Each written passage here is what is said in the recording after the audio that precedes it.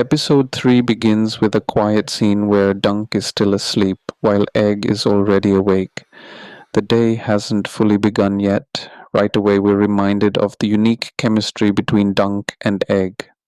Dunk is unaware of many things around him, while Egg, with his sharp observation skills and intelligence, notices everything and quietly takes it all in. In the next scene, we see Egg sneak away without waking Dunk, taking Dunk's horse Thunder out for training. Egg has a strong desire to become a squire, but until now he hadn't found a knight truly worthy of serving. In Dunk, however, Egg sees those qualities. Dunk is honorable, he stands up for the weak, and he has no love for castles or the life of great lords. That's exactly why Egg followed him all the way to Ashford Meadow. Egg does his best to train Thunder and even talks to the horse, despite being told by Maekar that horses aren't intelligent creatures.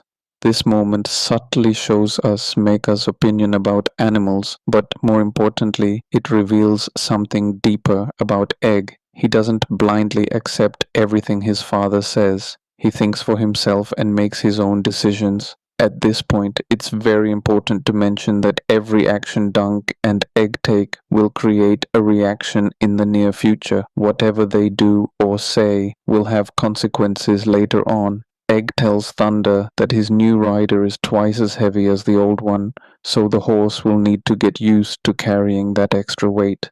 This small detail ends up helping Dunk a lot later in the story. We also learn that Egg doesn't just know the history of the great houses, he understands animals and how to train them as well. In fact, Egg is far more intelligent and responsible than someone his age should be. There's a clear sense of inspiration and leadership in him. Just then, another knight notices Egg and Thunder and approaches them. This man has only one eye, and he's a character who will become very important later on.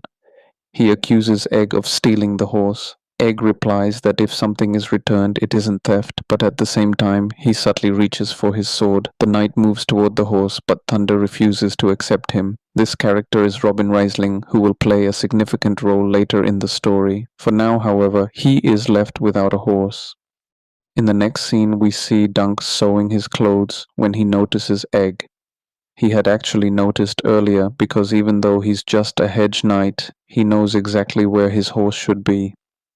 Egg, on the other hand, realizes that this isn't a knight's job, it's the responsibility of a squire. Egg offers to sew Dunk's clothes, but Dunk snaps back angrily, asking what Egg thinks he's capable of doing. Egg immediately realizes that Dunk is upset. Dunk then tells him to keep quiet and bring the brushes because Thunder has gotten very dirty. Egg understands his mistake. Every time Dunk tries to be strict with Egg, he ends up treating Egg with kindness. In the next scene, they're seen brushing Thunder together. During this moment, Egg casually tells Dunk that he started getting pubic hair. Dunk responds that getting hair isn't strange, but talking about it is. After that, we see Egg sitting in a tree, singing a song about the Blackfire Rebellion. This scene highlights how important that rebellion still is and shows that its memory is very much alive. The song mentions Baelor being the eldest son and Maekar being the youngest. It also references Demon Blackfire, the bastard son of Aegon IV and the half-brother of King Daeron the Good. The song then talks about the Battle of the Redgrass Field, where Prince Baelor and Prince Maekar defeat the enemy using the famous hammer and anvil military strategy. This same strategy is later echoed in Game of Thrones during the Battle of the Bastards. Ramsay Bolton initially uses it to surround Jon Snow's forces, but the outcome changes when Sansa arrives with the Knights of the Vale, who act as the hammer and completely destroy the Bolton army. After this, Dunk asks Egg to bring his armor because he needs to train for the competition. Egg reminds him that his shield still isn't ready, and that's when Dunk realizes he doesn't even have a proper shield yet. Still, he brushes it off, saying they'll arrange something along the way. Egg then gives Dunk another important lesson. The first challengers in a tourney are almost always highborn knights and lords. Dunk is surprised by this and jokingly asks why he felt sick all day if that was the case. In the next scene, the two head to the market, where they meet Tansel, who promises that Dunk's shield will be ready by evening. After breakfast, they go to the tourney grounds, where a joust takes place between Humphrey Harding and Humphrey Beesbury. By this point, Humphrey Harding has already won 14 jousts, and the match becomes known as the Battle of the Humphreys. We also see a joust involving Lord Andro, the son of Lord Ashford. Later, Dunk and Egg watch the market from a distance. Egg shares his dream that after the tourney, Dunk might be granted land, though it's clear he's really talking about Dunk's future. Just then, Plummer calls Dunk over. He explains that Lord Ashford has spent enormous amounts of money on the tourney, and because winter has killed many animals, resources are already scarce. Tourneys, after all, are never cheap. This idea is echoed later in Game of Thrones, when Ned Stark becomes Hand of the King. King Robert holds a massive tourney, something Ned strongly disagrees with because of the huge expense involved. At first, Dunk, being Dunk, thinks Plummer is asking him for money, but Plummer is actually suggesting match fixing. He reminds Dunk of Lord Andro's earlier victory, highlighting his skill, and suggests that all bets will be placed on Andro. If Dunk defeats him at the end, anyone who secretly bet on Dunk would make a fortune. Plummer assumes Dunk is poor and unknown, and therefore likely to agree. But Dunk refuses. He doesn't want a victory like that. Plummer walks away by advising him to be not that honorable and honest. In the next scene, jousting resumes, and an announcement is made for Prince Aegon Bright Flame. Aegon wears brightly colored, extravagant armor, and his helmet is shaped like a dragon's face. After the Dance of the Dragons, the Targaryens no longer have real dragons. Now, they can only rule through fear or kindness. Aegon believes himself to be a dragon. He's completely obsessed with them. Before competing, he approaches Prince Baelor to ask permission. Baelor looks uneasy, fully aware that Aegon is likely to do something terrible. Baelor had held the realm together with great difficulty. He had won the Blackfire Rebellion for Daeron, although Bloodraven's archers killed Blackfire and his sons. Yet people sing songs of Baelor and give credit to him alone, not even Maekar. And by that time, Dorne was already part of the Seven Kingdoms. Baelor himself wants to become the king. He knew Maekar well, and he knew his other brothers just as clearly. In his eyes, none of them were truly fit to rule. Meanwhile, Aegon moves toward Prince Valar's tent, and tension begins to build in the crowd. Aegon is naturally jealous and cruel. He goes out of his way to provoke Prince Valar, mocking him, but he doesn't challenge him. Perhaps he feels the timing isn't right. Instead, Aegon chooses Humphrey Harding, who is the champion of the day. Given Aegon's status, he has the privilege of directly challenging the reigning champion. The joust begins. Dunk watches Aegon's lance carefully and immediately guesses that the strike will be aimed low.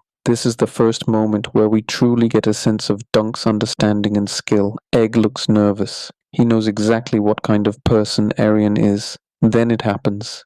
Aegon's lance pierces straight through Humphrey Harding's horse's neck. The horse collapses onto Harding, breaking his leg. Instead of shock or silence, the crowd erupts in anger for Aegon. Kingsguard arrive. Poor animal is put out of its misery. Baelor, however, looks deeply disappointed. Seeing this, Egg tells Dunk that they should leave. As they head back, rain begins to fall, closing the scene on a dark and uneasy note. To escape the rain, Dunk and Egg head into Lyonel Baratheon's camp. Lyonel is drunk, laughing loudly with his companion Manfred Dondarrion, and the two of them are singing a crude song about Alice Three Fingers. Dunk and Egg sit nearby, listening and drinking. Dunk has been drinking heavily in this episode. At that moment, Egg talks to Dunk about the irony of life, how not everyone's life is the same or easy. As evening approaches, the two of them head toward the puppeteer to collect the shield. On the way, Dunk asks Egg about his father. Egg doesn't answer directly. It's clear that his relationship with his father is complicated and not entirely positive. Soon after, they encounter a female seer. In Westeros, seers don't always speak the truth. In fact, lies repeated often enough can start to sound like truth. But what this seer says here will later prove to be true, a prophecy that will haunt him and other generations as well. She tells Dunk that he will become very rich, richer even than the Lannisters. She speaks in metaphors, not literally. Dunk, being Dunk, doesn't take it seriously and immediately asks her to speak about Egg. The seer turns to Egg and says, "You will be king. You will die in hot fire. Worms will crawl through your ashes and everyone you know will cherish." Egg is terrified. To him, it feels like this is about to happen immediately. Dunk, however, doesn't believe a word of it. He simply laughs it off. Just then, Raymond Fossoway approaches. He notices Egg as well, though he doesn't recognize who he truly is. Raymond offers Dunk a drink, but Dunk refuses. Egg reminds Dunk that they still need to collect the shield, and Dunk ends up going with Raymond to his tent instead, while Egg reassures him that he will bring the shield when it's ready. Egg needs some time alone to think, perhaps about the prophecy. Inside, they sit and drink cider together. Raymond asks Dunk about his potential opponent, then begins talking about his cousin Stefan Fossoway, how opportunistic he is and how low he's willing to go. Raymond explains that Stefan will likely challenge whichever knight is injured the next day. Dunk suggests that Raymond should challenge Andro instead. Dunk then asks Raymond for his opinion about Ashford and its lord, but Raymond warns him that doing so would turn Dunk into the villain of the tourney. Raymond then brings up Aegon, explaining that Aegon is furious that Lord Ashford gave his horse to Humphrey Harding. To Dunk, Humphrey was the true champion, who is now suffering. Taking a sip of cider, Dunk admits that deep down he suspects Aegon intentionally injured Humphrey, but because of his low self-confidence, he can't fully accept it. He tells Raymond that a knight simply wouldn't do such a thing. It goes against honor. Raymond suddenly explodes in anger and shouts, "Why wouldn't he?"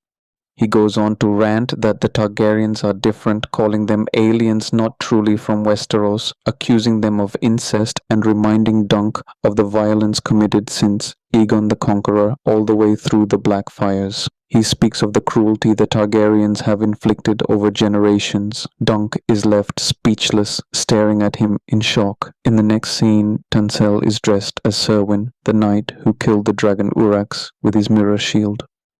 Serwyn didn't defeat the dragon through strength, but through intelligence. He carried a bright, mirror-like shield. When the dragon breathed fire at him, the flames reflected off the shield and straight back into the dragon's own eyes. The dragon was blinded, and Serwyn was then able to kill it. The meaning of this story is clear. Not every dragon needs to be defeated by becoming a dragon yourself. Sometimes intelligence, patience, and the right method are more powerful than brute force. That's why this legend is so important in The Hedge Knight, because it foreshadows events that are about to unfold. Aegon is watching all of this. Egg calls out to Dunk. Inside Dunk, anger and hatred toward the Targaryens, especially Aegon, begin to rise. Then Aegon breaks Tansel's finger. Seeing this, Dunk strikes Aegon, knocking out one of his teeth, and hits him with his leg as well. Guards immediately grab Dunk. These guards belong to the Targaryens, not to House Ashford, and they aren't Kingsguard either. The Kingsguard's duty at the tourney is sloppy. They failed to stop Dunk earlier, and they fail again now. 3 guards struggle with Dunk, and for the first time in the show, we truly see Dunk's brute strength. Aegon finally recognizes him. During their first meeting, Aegon thought Dunk was a fool. Now he questions him, asking why he would throw his life away for an ordinary girl. Aegon begins to consider punishment. Striking a royal prince demands retribution, an eye for an eye.